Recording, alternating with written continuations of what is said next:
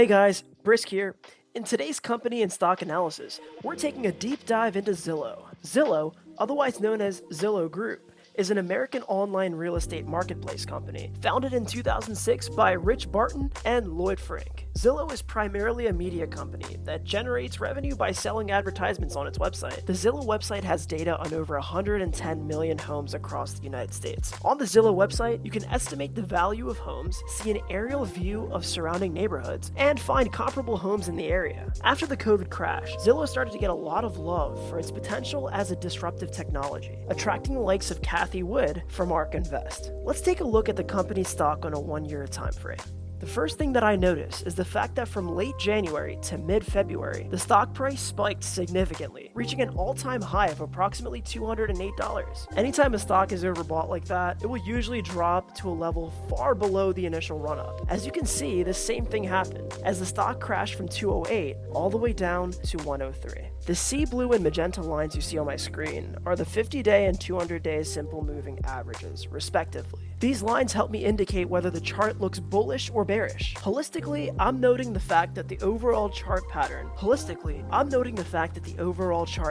looks like an inverse head and shoulders bearish pattern. What that means is that the chart is forming a quote-unquote head, where the price spikes significantly. On either side of the head are two quote-unquote shoulders that are of equal or similar price level. This to me suggests that the stock is looking bearish for the short term. Let's zoom into a closer time frame. It's quite clear to see that the stock has lost its previous bullish momentum and is starting to pick up some serious bearish headwind. Zooming back out, let's chart the relevant price levels using the price level feature on TD Ameritrade's Thinkorswim. We can get the absolute top, the absolute bottom, and several key levels in between. Once you've figured out your support and resistance levels, it's time to figure out a bullish entry point. Given the fact that the 50-day simple moving average has crossed below the 200-day simple moving average, I'm going to assume that this equity will be bearish in the short term. However, that does not mean that I don't believe in Zillow long term. That just means that I think it's too pricey right now. Personally, I would watch this key range over here, between 80 and 100. I believe that anywhere between that range is a good level to buy for the long term.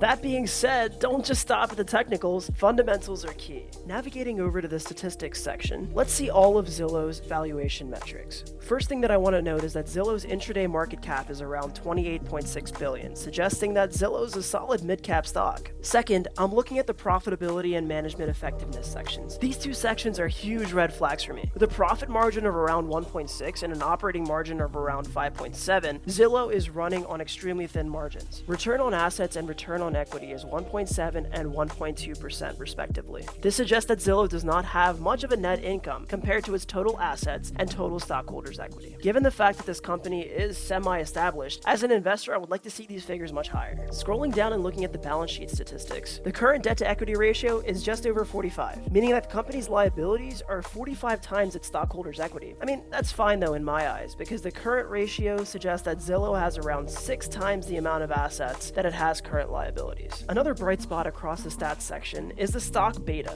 A figure of around 1.3 essentially suggests that Zillow's stock is around 1.3 times more volatile than the market that it trades on. Zillow's 52-week change is still 97%, whereas the S&P 500 added 37%. I hate to be the bearer of bad news, but the company has around 180 million shares outstanding, and approximately 21 million of those shares are short. This may be an indication for the immediate future, which is why I said don't go long just yet. After navigating over to the summary section and scrolling down to analyst recommendations and recommendation trends, 15 analysts believe that Zillow is a buy. However, I think it's still pretty speculative, so I'm siding with the hold analysts. All in all, Zillow is a great platform to understand the value of your home and homes around the area. I would love for the company to continue developing an all-encompassing online real estate website. All in all, Zillow is a great platform to understand the value of your home and homes around the area. I would love for the company to continue developing into an all-encompassing online real estate website where you can list, buy, and sell homes. Zillow needs to develop its real estate revenue driver, as advertisements and subscriptions just don't seem to be cutting it. Thank you guys so much for watching. Leave a like if you enjoyed, subscribe if you're new. Don't forget to ring those bells. I'll see you guys in the next video. Brisk out.